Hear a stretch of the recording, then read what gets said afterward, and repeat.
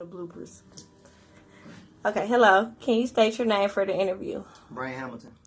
Just to give some insight on the interview that I'm conducting, the zip code 53206 in Milwaukee has the highest rate of incarcerated African American men between the ages of 18 and 40 years of age.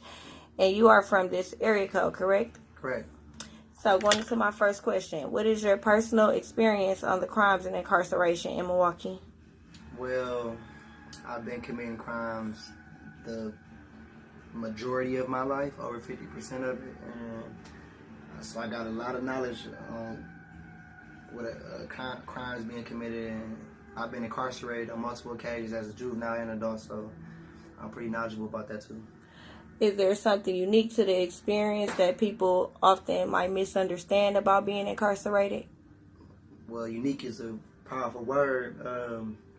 It's definitely, I definitely know that people sometimes get misled to think that being incarcerated is always a negative thing, to where you go to jail and people in there fighting or gang banging or whatever or whatnot. People always get it misunderstood. It's like a misrepresentation of what's going on, and really prison is really made to reform and to basically to help a person reintegrate back into the community and in a successful way. So they got programs in place like college and financial classes and stuff in place to where it can help you, and people often get that misunderstood to where they think it's always a negative thing about going to prison.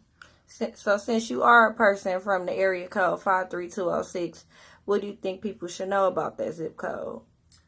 Well, where I grew up, 53206, there's not a lot of positivity. There's not money. Everybody's poor, living basically under the national rates of employment or whatever. Nobody has jobs, nobody has money.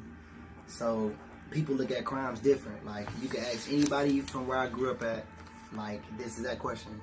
Is if you are homeless, is it a crime to steal food? Everybody gonna say, no, it's not a crime to steal food. People like that. So you got less people working. You got a lot of poor people. So it's gonna be a lot of crimes. It's gonna be a lot of people, and not just off of trying to have money. People commit crimes to survive. You got people, stuff like that going on. So you're gonna see a lot of that in 53206.